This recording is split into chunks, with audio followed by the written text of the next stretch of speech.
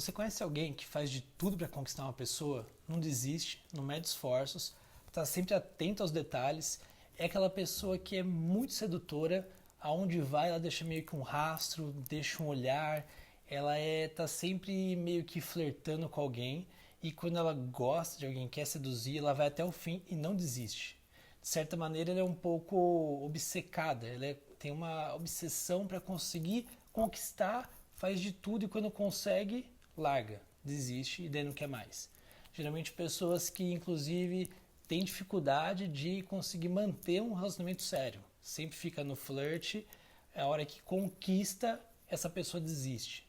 Se você conhece alguém assim, a gente pode estar falando de alguém que sofre de uma compulsão por seduzir, ou como é muito popular se falar, essa pessoa sofre da síndrome de Dom Juan ou síndrome do sedutor. Essas pessoas muitas vezes também preferem aquelas que são compromissadas. Isso porque também aumenta um pouco a dificuldade da sedução, porque obviamente o outro alguém tem um namorado ou tem uma esposa e daí se torna um alvo um pouco mais difícil. Sob a visão de Freud, a gente pode estar falando de uma pessoa que não teve o seu Édipo muito bem resolvido. Eu vou tentar explicar de maneira simples, sem entrar aqui nos detalhes da psicanálise, mas vamos supor que essa criança, esse menino, ele na sua infância, ele nota então que a sua mãe é uma pessoa muito satisfeita com o seu pai ou com o seu marido, com aquele que ela se relaciona, e esse menino acaba sendo o objeto de desejo dela. Mas ele percebe que aquele com quem a mãe está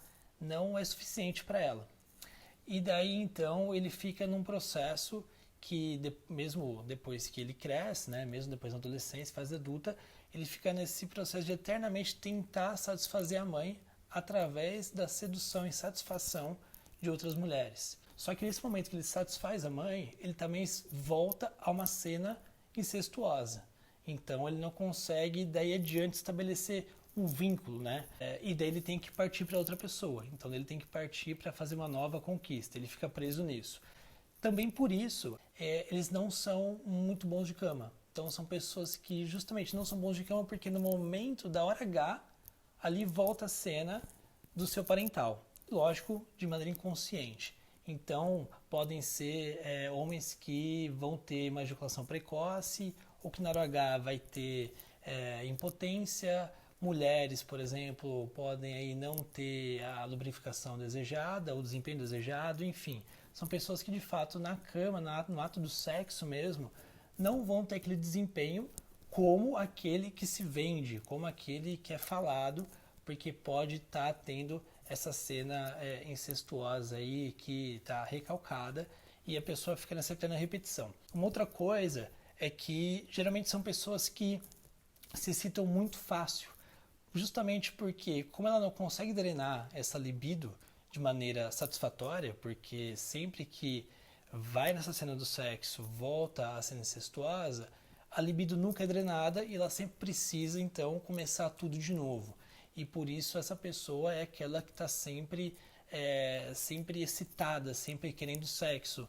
Aqui não chega a ser aquela pessoa que ela é viciada em sexo, mas ela está sempre buscando alguém para seduzir, sempre alguém para ela se colocar no lugar de desejo. Além disso, o Freud também fala que essas pessoas, no caso do homem, por exemplo, geralmente são homens, inclusive, que têm traços aí mais delicados, traços mais femininos, faz parte desse caráter sedutor da maneira como esse homem age. Esse édipo também mal resolvido, ele também pode levar a uma homossexualidade, uma escolha de objeto, na verdade, homossexual, e aqui não tem nada a ver com uma escolha, de fato, aquela escolha consciente. Aqui é uma escolha inconsciente para um objeto hétero, objeto homo. Nesse caso, como o menino, ou como o homem, ele não encontra outra mulher, ou ele não se permite ficar com outra mulher, estabelecer um vínculo, porque isso seria trair a própria mãe, ele vai lá em busca de ficar com outro objeto, e que daí esse então é permitido pela sua própria censura inconsciente, que daí seria um objeto homossexual. Tem um filme bem interessante que mostra toda essa relação desse édipo mal resolvido com a mãe, que ele chama J. Edgar. Tem no Netflix, não sei se ainda tem quando você estiver vendo esse vídeo. E é uma história real, esse J. Edgar. Na verdade, foi o cara que ele fundou o FBI e ele tem mostra no filme que ele é uma pessoa super atraente, o Leonardo DiCaprio é quem faz o papel dessa pessoa. Ele tem uma relação assim, muito próxima, próxima demais com a mãe, inclusive. O pai ele é deixado de lado. Ele tem desejos homossexuais recalcados, então ele começa a se envolver com o homem, ele gosta, ele sente satisfação.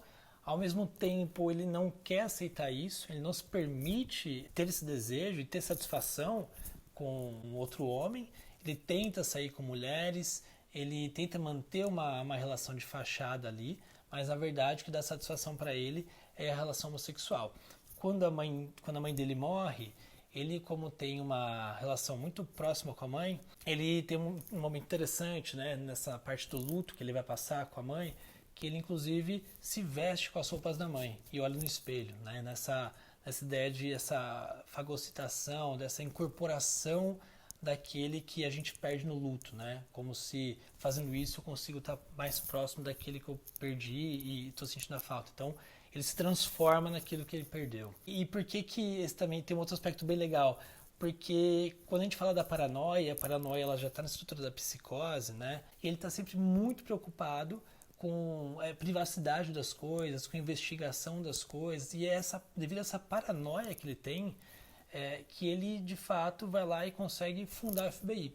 E essa paranoia pode também estar muito associada a essa homossexualidade que ele tenta esconder, que ele tenta reprimir, recalcar e que ele não quer assumir, né? Quando tem um momento do filme que quando o parceiro dele chega e fala, pô, mas cara, você não percebeu? A gente é homossexual, a gente tá junto, a gente tá aí transando junto. Ele se irrita com o cara e bate nele. Ele participa, ele se satisfaz com isso, mas não quer aceitar. Recomendo esse filme, que ele é muito legal, muito bom, e a gente se vê na próxima.